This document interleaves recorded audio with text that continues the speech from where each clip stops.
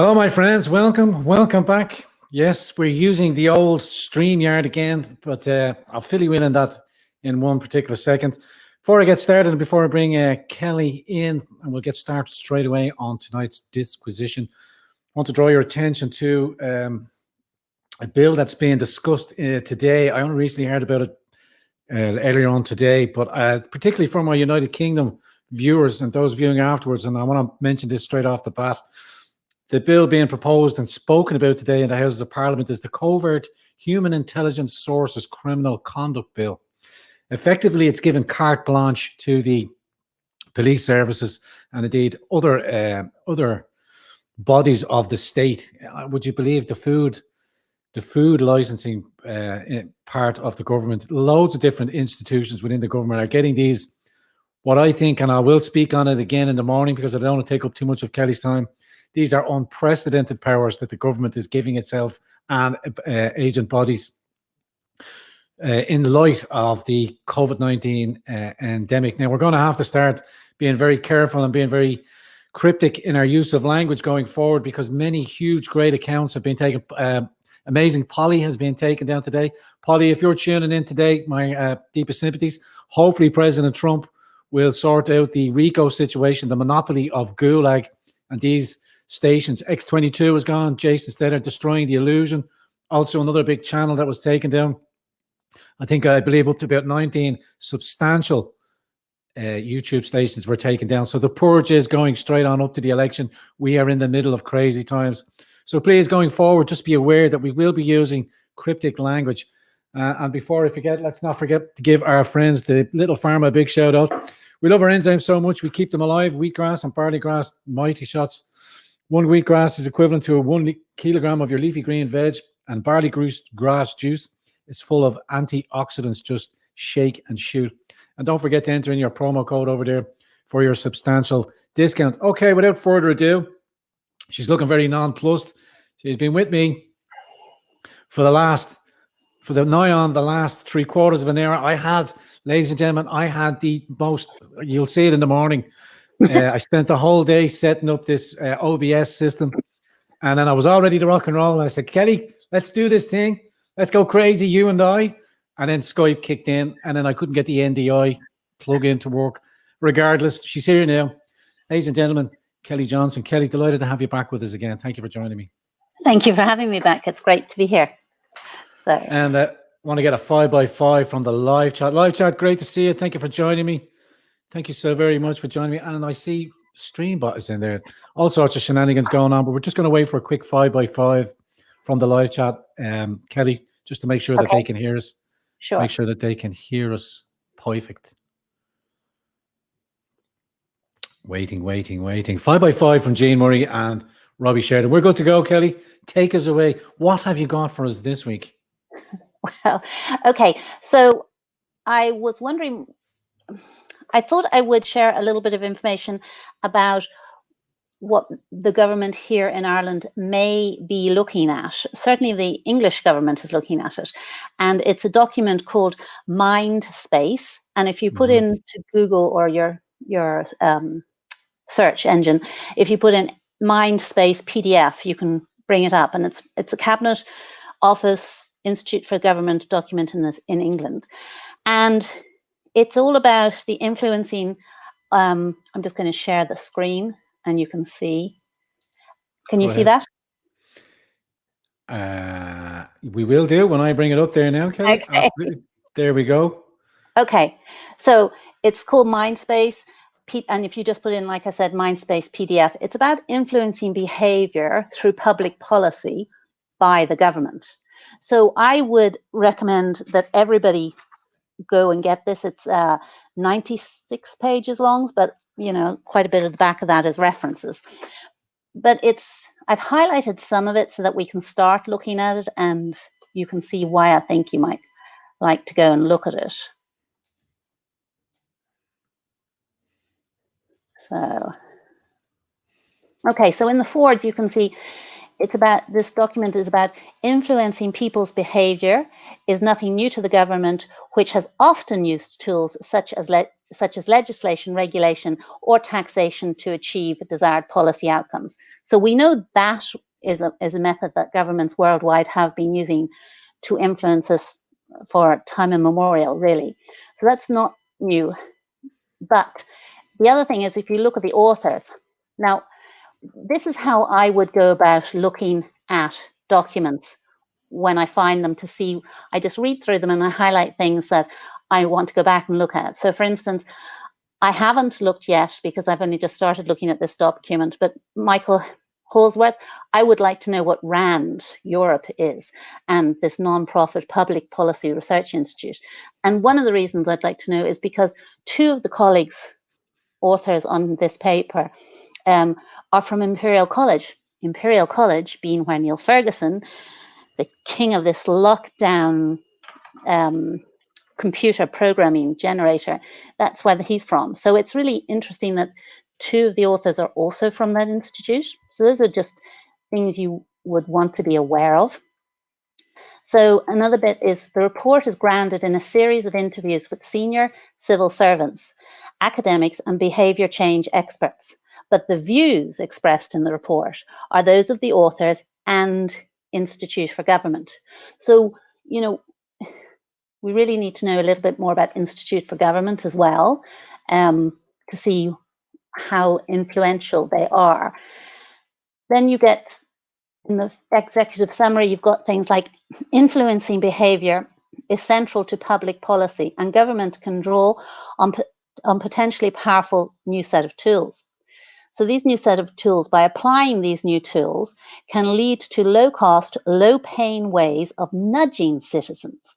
That's kind of interesting. So, you know, they're nudging citizens. So citizens don't really actually know that you're never aware you're being nudged. You're aware that you're told, you're given a directive or something, but you won't be aware if you're being nudged into new ways of acting by going with the grain of how we think and act. So they're going to nudge you in a direction they want by not pushing against you, but sort of going with you and then sort of nudging you over to the left or the right, basically. This is an important idea at any time, but is especially relevant in a period of fiscal constraint. So for any viewers that English mightn't be their first language, fiscal means financial, so which we definitely are in.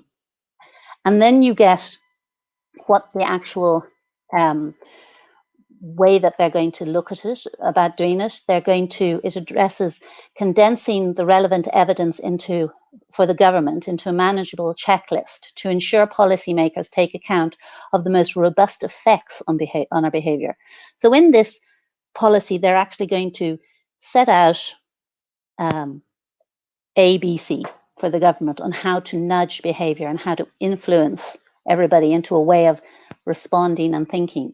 And if we look over here on the left again, the policymakers are interested. So what they're saying is the people in government they've talked to are interested, but need help in applying insights to practice. So the question is, who's going to help them? So who is actually, if somebody's helping a government in how to make policy directives and changes, then the government isn't actually, you know, making all the decisions themselves. If somebody's helping form a way of thinking, then somebody external to the government is doing it. So that's it's coming from up on high, is what you're saying, Kelly. Kelly, will you do me a quick favor? Can you zoom in a little bit more, just so the people back home, because it's just a little bit too small. We just want to make sure that people viewing can see it. There you go. Yeah. Better? Bring it up as much as you can there. Yeah. Yeah. A little bit more. Okay. That's perfect. That's brilliant. Bang on. Okay. Oops, wrong way. So the first bit, a checklist for policymakers. The vast majority of public policy aims to change or shape our behavior. So they're quite open about that. They want to change or shape the behavior of the public. And policymakers have many ways of doing so. Most obviously, they can use hard instruments, such as legislation and regulation, to compel us to act in certain ways. These approaches are often very effective, but are costly and inappropriate in many instances. So government often turns to less coercive and sometimes very effective measures, such as incentives, e.g. excise duty, and information provision, e.g. public health guidance, as well as sophisticated communications techniques. So we can see all of this happening at the moment. For instance, their hard measures are cost effective because they've just had to give the guards X amount more millions so that they can stop people at checkpoints and things like that going between counties. And then the incentives are those are the ones that I have a little bit more concern about, because they're going to be public. You already have the public guidance. So the public guidance they've put in place is wear the masks and everything. And the incentive is take the vaccine so you can take your mask off and get back to your new normal life, sort of thing. Those are, if you don't, I don't think they're going to mandate a vaccine for the whole of Ireland. What I think they will do is probably say you can't have certain things if you don't take the vaccine. And that concerns me, because that's very coercive in terms of everything. I was speaking with a few friends earlier on, Kelly, and I believe only today Micheál Martin said that everybody will be getting the vaccine. I think it was today. Allegedly, I'm not going to say categorically, but it came from a good source. Yeah. Yeah, I think that's what I'm saying. Literally only today that he mentioned that we will be in a new normal till everybody is vaccinated, in and around about the same, in and about a roundabout way of saying it. Now, don't forget, I read out another piece there yesterday. None of this is supposed to stop. The World Bank has it down at 2025 before all of this comes down. Now, I'm just taking it day to day, week to week, and we're measuring off. The idea of these interviews is to make sure that everybody has the appropriate amount of information, that they can use it themselves and take the appropriate action that they think they need to do.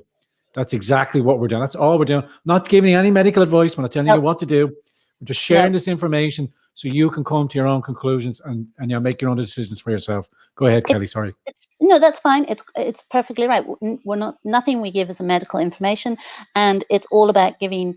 It's educational. It's giving information and tools on how to look at research you're looking at and where to look, and if we find things, we're obviously offering them so that people can make informed choices. But to be very aware that at the moment, what the government is doing, certainly in England, and I believe here, is that there's a lot more coercive stuff and mind behavioral management going on than we are aware of. Well, than a lot of people may be aware of. I think a lot of people are aware, but there's also a large group that aren't. So if we go down here, the tools such as incentives and information are intended to change behavior by changing minds. If we provide the carrots and sticks alongside accurate information, people will weigh up the revised costs and benefits of their actions and respond accordingly. Unfortunately, evidence suggests that people do not always respond in this perfectly rational way. So by being told, if you don't do this, you're going to get a punishment or you're going to have that, we, the public, do not respond in a rational way and say, yes, sir, sort of thing. So that's what they're saying with how the approach has been so far. So what they're going to come up with is a way around that, basically, on how to change people's concepts and minds. Isn't that part of the Rockefeller documentation as well, that they already planned for people's resistance and how to do it? First of all, they're going to use these psychological strategies, as they have been all doing. I compare this to linear warfare. I spoke about it on a couple of episodes. One of President Putin's main advisors came up with the concept, and it's effectively say one thing, do the complete opposite.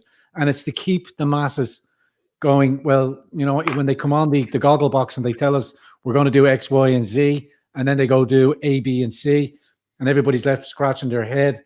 This is just another tactic. This is, as you say, nudging people into, well, as it stands now, we're being shamed into not to compliance. I'm still walking into shops, still doing my thing. If you're following me over on Instagram, you'll see the pictures that I'm dropping there.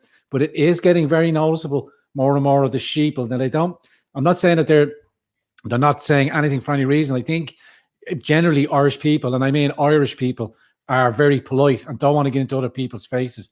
In general, I'm not saying all the great, but that is becoming less and less of a thing. People are, shaming each other into compliance. And that is, for me, it's one of the most outrageous things to see people, especially Irish people, to be taken for a fool. Never thought I'd see that with the Irish people. Go ahead. Sorry, Jen.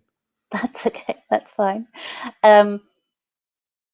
So what mind space is an anagram for is messenger, incentives, norms, defaults, salience, priming, effect, commitments, and ego.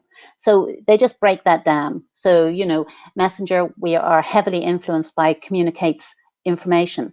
And that's kind of interesting. What I've noticed a lot about the information that the government's putting out is they actually, to me, and this is my opinion only, but I think they're treating me like a child and an idiot, because a lot of the information comes out either in a cartoon form with lots of colors, or you have the most amazing post on Twitter yesterday by Leo Varadkar breaking the budget down in less than 60 seconds. So you had Leo Varadkar on the video and the clock up here counting down from 60 seconds and him going and spitting out the facts about the budget one after the other. And when the clock got down to like 5 seconds, it went bing, bing, bing. The exact same setup as one of those game shows that they play in the middle of the day if you watch television. It's like, that's mind-boggling that we have a Taoiseach on the television, deputy leader, whatever, of the country on the television, communicating to everybody like it's a game show. Mind-blowing. I have no words for that. I think it's disrespectful. I think it thinks we're not intelligent. I think it doesn't show him in the best light either at all. I have no words for it, really. I perhaps you do. I don't know, Rowan. Kelly, well, I'm going to say it's been on my mind all day as more and more of the information that comes to me, and I'll let you know now, I am a little bit of a hope, and it has been like this now for 3 years straight. I don't believe anything that the government or any of government officials is exactly what's going on.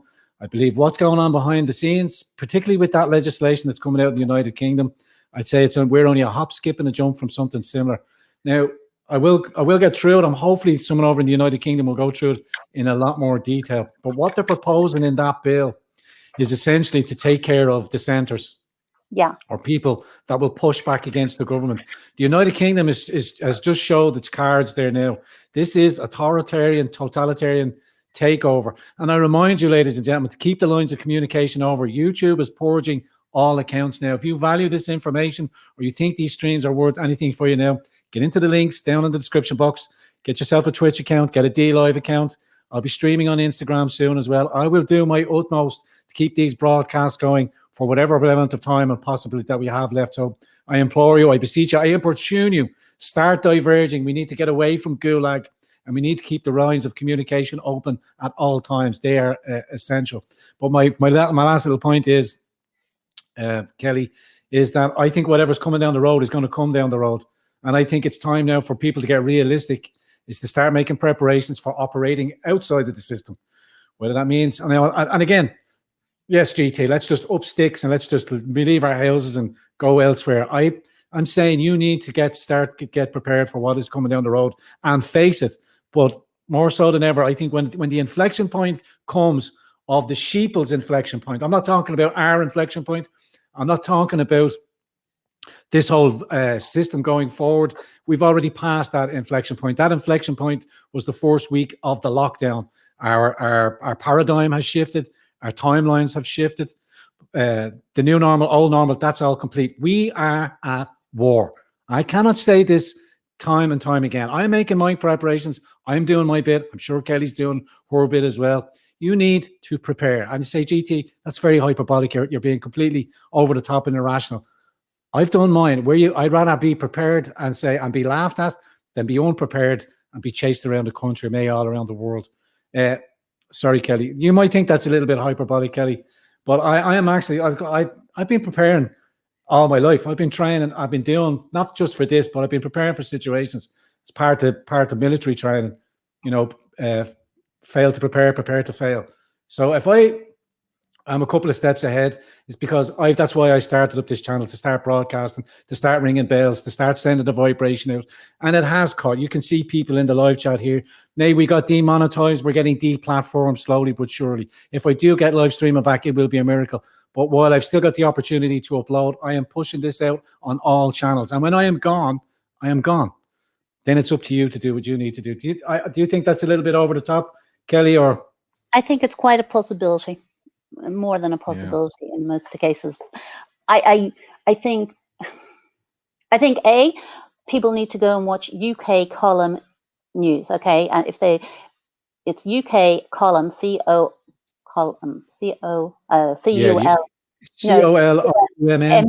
MUN. Yes. Okay. Yeah, I beat Kelly, everybody. Look at all those books.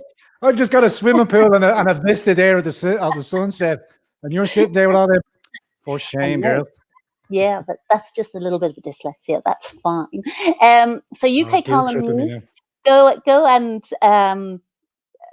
look at that and watch them. They have a news program they put out 3 times a week, 1 until 2, Monday, Wednesday, Friday, and it's recorded so you can watch it afterwards if you can't watch it live. If you look for them on YouTube, you'll find them.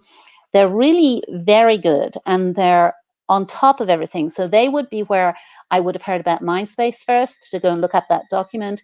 They've been talking about the bill that you have found that you're talking about tonight and things like that. So while it is obviously geared mostly towards what's happening in the UK, it also is talking worldwide. So they're talking about what's happening here in Ireland. They will bring that on. What's happening in the rest of Europe, America. It's more about everything to do with COVID, basically, and what's happening. And it's really very interesting, very insightful. And I would encourage people to go there and watch that and follow them on Twitter as well, and things like that. So they're there seems to be about 6 core people in it, and then they would have extra people who might come on. And one of them is an ex-cabinet and one's ex-Navy. And so they're very clued up as to what's happening. So I would say to people, go watch them, follow them. They're great for real news about what's happening. So a leader among other channels that I have seen 1 or 2 of the broadcasts. I do follow them as well, and they are true tellers, and I would promote them absolutely. And great to see. But like I say, if you're not going to catch up on them, but you need to diversify your sources of information, but you need to diversify and follow them on other streams. Facebook, that's all going to be gone. That's going to be purged as well. Twitter, possibly Instagram, because Facebook owns it as well.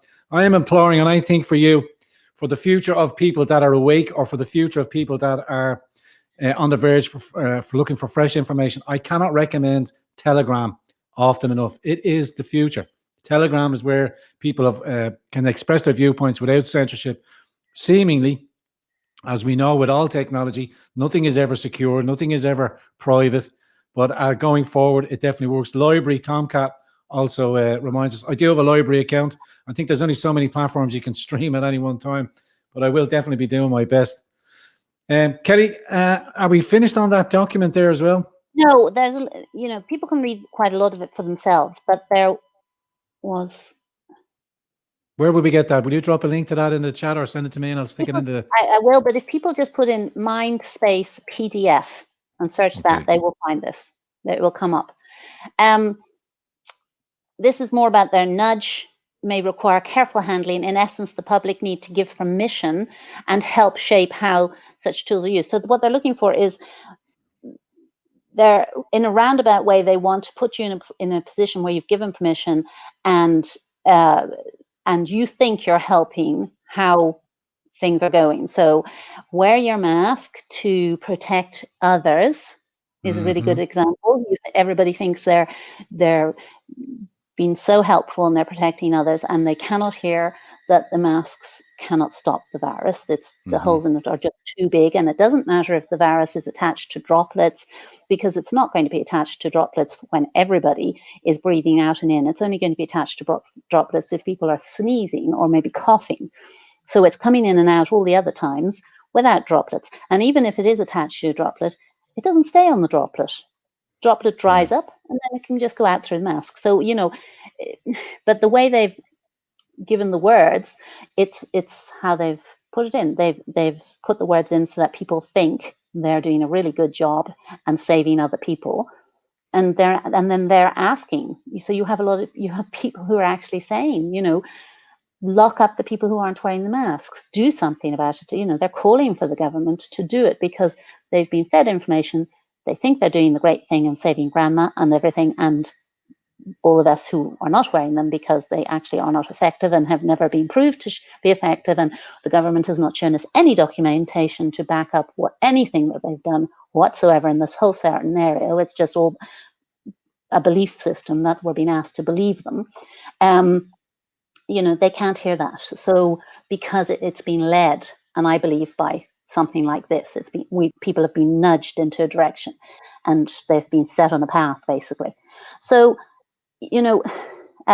behavior change is often seen as government intruding into issues that should be the domain of personal responsibility, which is exactly what it is. However, it is possible for the government just to supply the trigger or support for individuals to get greater personal responsibility. Again, that's what you were talking about, the shaming of people who aren't wearing masks. So they've just supplied the trigger and got the public to turn on each other and do the shaming. So so I would encourage everybody to go and watch, or to go and read this. And there's just one other really relevant one. There's lots of relevant things, but if we go to this on page 66 at the bottom, here we go. Mind space effects depend at least partly on the automatic system. This means that citizens may not fully realize that their behavior is being changed, or at least how it is being changed. Clearly, this opens government up to charges of manipulation. So the government, in this case the English government, but I believe it's the Irish government too, are well aware that they are manipulating us. It's not an accident. It's not for the best of everybody's welfare. It's what they want to do. They're just manipulating people on purpose, basically, and that's what they're doing. So I would encourage everybody to go watch that and go and read that. Go find it and read it. Is what I would encourage people to do, and be aware of what's happening. Yeah, 100%.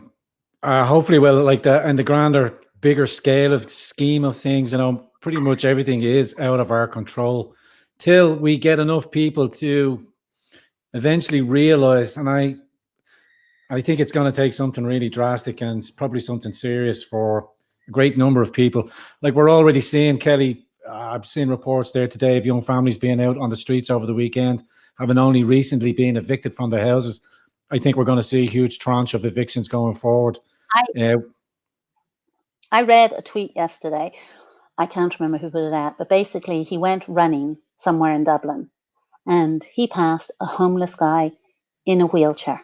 So this guy in a wheelchair is now homeless. A young fellow is how he described him, a young man. And I have no words. In fact, I was so appalled when I read it yesterday that all that went through my mind was Martin Niemöller's poem. I don't know if you know, Martin Niemöller was a pastor, so everybody might know who he was. And he spoke of the rise of Nazis to power and the subsequent incremental purging that they carried out to the chosen targets, group after group.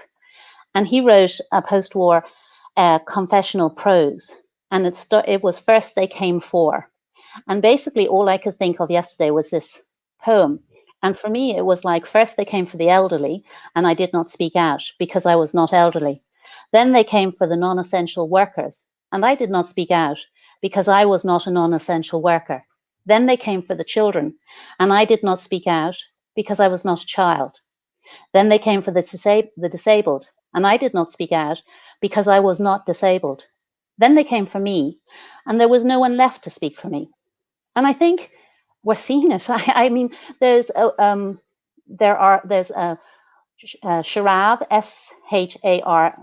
Sharav. She's a lady who was in the camps and she's a camp survivor from Nazi Germany.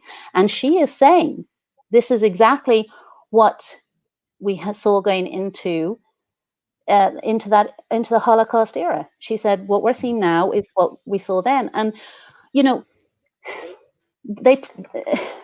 the government here and everywhere else, because they're all singing off the same hymn sheet. And I'd really like to know who wrote the hymn sheet. I know who I think wrote the hymn sheet, but, you know, I want everybody else to see that there is a hymn sheet that universally governments, except Sweden and some other government, you know, some African governments are not as well. But the majority are singing off the same hymn sheet. And I want people to be asking, who's that hymn sheet? And, you know, the elderly were locked up in homes and forgotten, and the rest of them were terrified and told to stay in their homes. And there's still a lot of them terrified. The non-essential workers, well, who gives anybody a right in the government to decide what job is essential and what's not?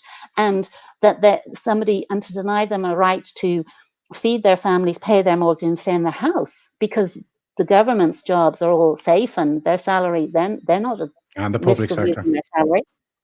And the public sector. And then I'd really like people to think about children, because everybody who's going around in a mask is teaching children to trust strangers in masks, unidentifiable strangers, that they can't tell what they look like, they can't tell their facial expressions, they can't. I mean, it's a predator's fantasy paradise, because the children will not be able to read any facial expressions.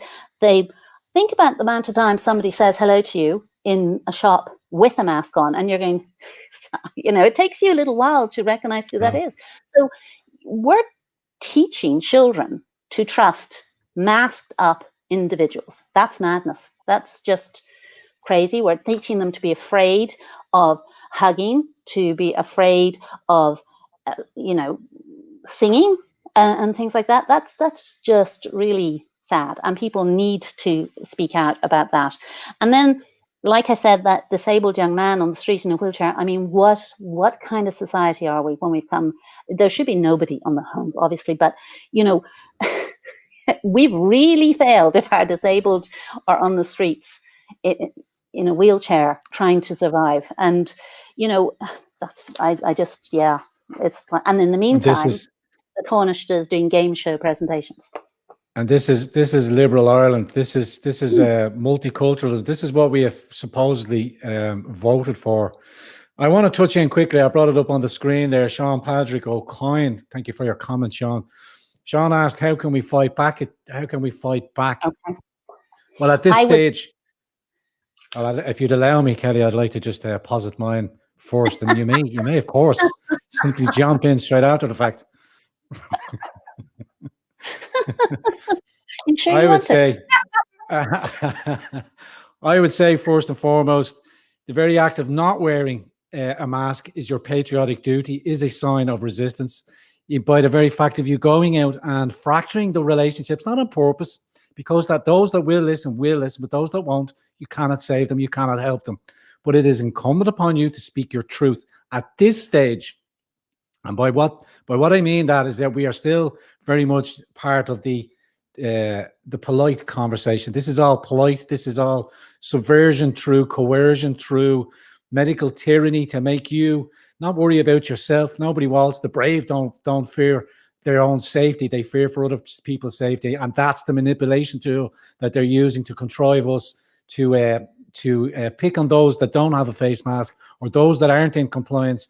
And it's a green light for everybody. The weak and the timid, those that relish hiding behind a mask because they give them a sense of invincibility or a sense of virtue that they can speak to you because you're not doing the government guidelines. You're not doing the government or the shops mandatory wearing enforcement of masks. Well, your mandatory guidelines or your mandatory rules in your shop or your place of business do not infringe on my freedom of movements or my freedom of bodily autonomy. And you are indeed breaking the law as a shopkeeper, and you are instigating the next revolution here in Ireland. And what I mean now is just start forward, speak out, obviously prepare, get your food stocks, get your community. I've often been saying to you, Build up a community in your local area of like-minded folk, people that you trust, people that are on board, and build up the lines of communication, not for going out and marching on the streets, but to protect each other in your own localities. Because when the boogaloo comes and resources are scarce, if you've got a vegetable patch in your back garden, you're going to want to maintain that. That's going to be a viable resource in the coming weeks and months. Build up your communities, build up your friendships, build up your communication lines. Do not wear the mask, if at all, and any at all possible. I understand if you've got relatives in a hospital and you just want to go see them. If you just want to get to the doctors, stick it on for 5 or 10 minutes. That's not an advocation. I personally will do it, but I'm asking you to do that. But for now, and I'm saying it now, speak the truth. And when the time comes, defend yourself, defend your loved ones with honor, because I have to be very careful about what I say. Kelly, see if you can beat that. No, I won't even try, but I'll give you extra things. I think I really think it's important that people actually email or write to their TDs. Okay, find out who your TDs are in your area and write to them once a week at least. I know people say, what's the point? They aren't listening, they aren't answering, they may send you back a bland answer. But the point is that if you don't, they take silence as assent. Okay, so if you aren't saying something, that your silence is taken as assent.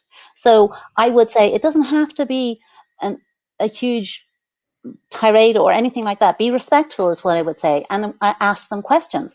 Ask them things like, I do not agree with masks. All the research that I've looked at says that they don't work, that the filtration system in the mask is far too big for the size of the virus.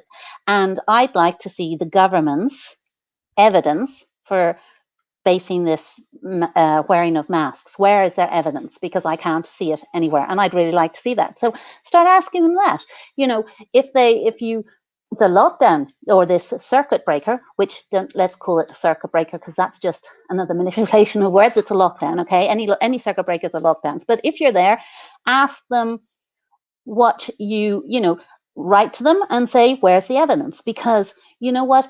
Michael McNamara is saying that he has asked NEFIT for their evidence, and other TDs have asked NEFIT for the evidence of what they're basing lockdowns and different levels on, and things like that. And they have not given it to the government. And yet the government is following recommendations without having seen any evidence. So if we, the people, start emailing and asking, where's the evidence? The TDs, there's a paper trail. It may or may not do something, but if enough people are not yelling, I don't say yelling, respectfully asking the TDs and annoying them every week, I haven't heard back from you, I haven't got that evidence, really didn't like your reply, it didn't answer anything, and people can put in for freedom of information requests there, things like that, and I would say that's another line that people need to take. And the other thing is it's so easy to get really down and depressed about what's happening, and especially if you don't have like-minded people around you and things. So I would say it's really important to look after your own health and things like that. So I would say get out, do some exercise if you can, and eat healthily, whole foods, lots of take a good multivitamin, multimineral, vitamin C and vitamin D and things. It's important to look after your own health so that you can help others. And the other thing you can do is you can I've just seen you put up this about I don't agree that it's way past time for sending emails. Oh no, you have said that. Okay, great. So it just, TDs are it's like if you're trying to sell something to somebody. If you ask them once to buy your your product and they say no, you don't just give up. You keep going back with your product and say, actually, it's really brilliant, such an inventive idea, sort of thing. Well, it's a bit like that with the TDs. You still have to go back and back and back and back and annoy them. And you're the drippy faucet sort of thing. But if there's enough people, it will annoy them and it will make them very aware that we're not a small minority.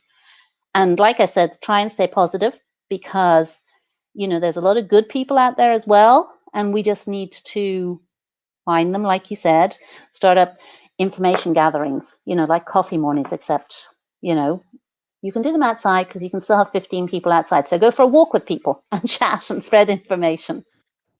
If you're organising a revolution and you're sticking to the government guidelines, I think you might be doing it a little bit wrong. The whole idea of a revolution and a reaction is to break the rules. But you can say, go and put 15 people outside. I don't know who's going to turn up, do I? True. I know you're setting out guidelines. Oh, careful now. Down with that sort of thing, Kelly. Kelly, we've overrun our time. I hope you don't mind. Absolute pleasure. Have you got through everything? You've got through everything before? Yes. Fantastic. Yeah. Kelly, thanks very much for joining us up there. We'll try and hopefully reschedule back to our weekly Monday broadcast as well. Melissa had some very important information. I have a lot going on in my personal life, a little bit of a background. So I do apologize for missing our agreed appointment, but we shall resume Monday week, shall we say? All things going all well, and we're not down in the trenches firing over at the sheeple. I also think I understand why you're using that word sheeple, but I have a. Oh, I hate that. Yeah, it just bars out. Sorry.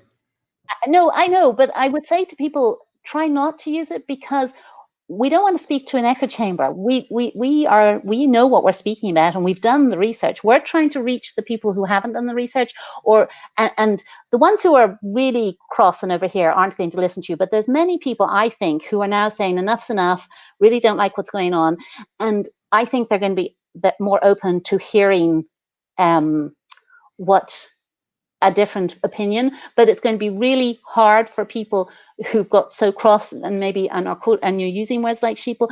They can't hear us if we say that. So we have to start thinking about what we were saying as well, because we really want to convert this middle lot and give them the information so that they have that information to make an informed choice. Fantastic, Kelly. Kelly, I'm going to let you go. Thank you so very much for joining us again, and thank you for imparting some very useful and for bringing and increasing our understanding of what the hell is actually going on. Kelly, take care of yourself. Talk to you soon. Thank you. Okay, thanks. Bye-bye.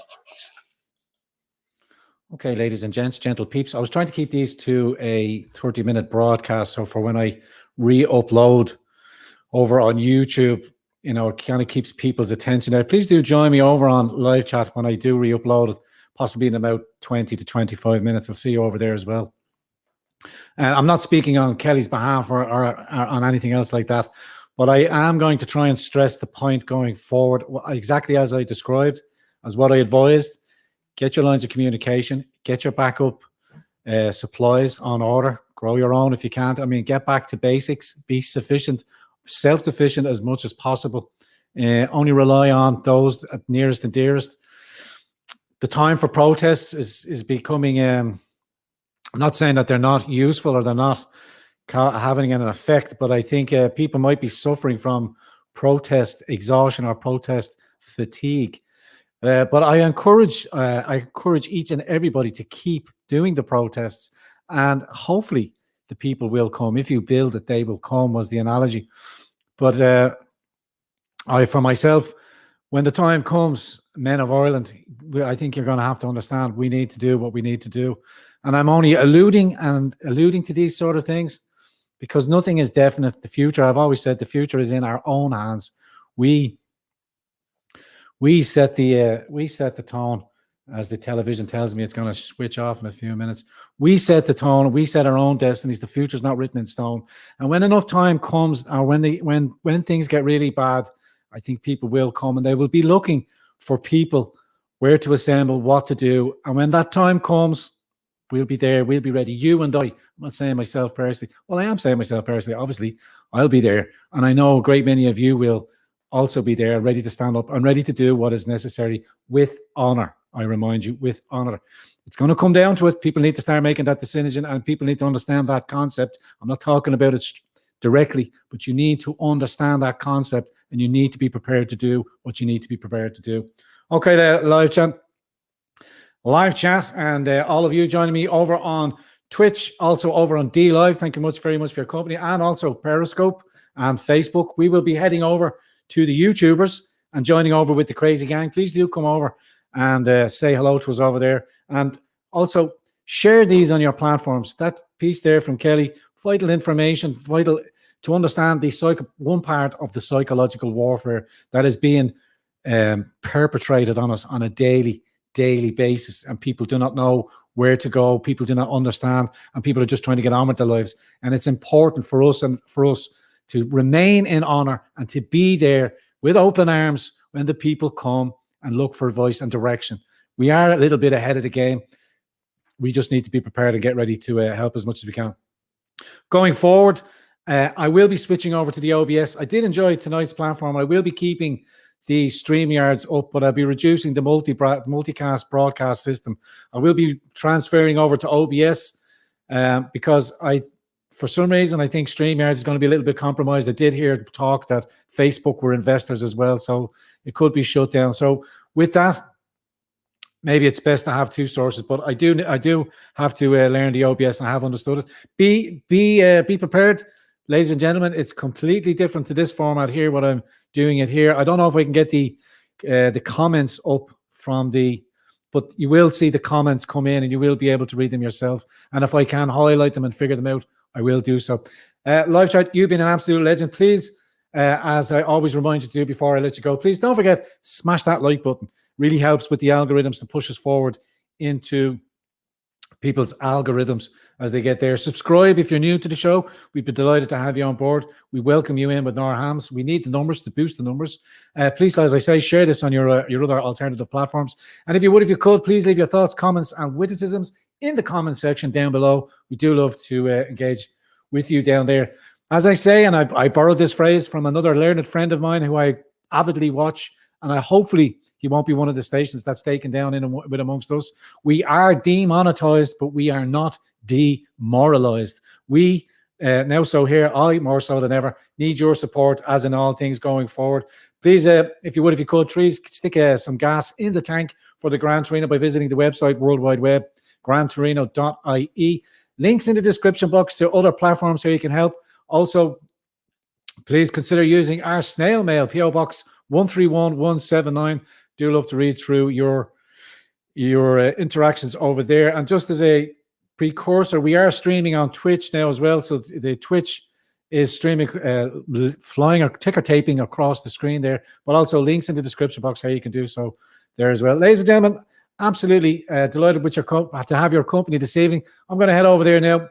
Give me about 20-25 minutes to upload it there. But let's have a little giggle from the big fella. He's always there for us when we need him to be.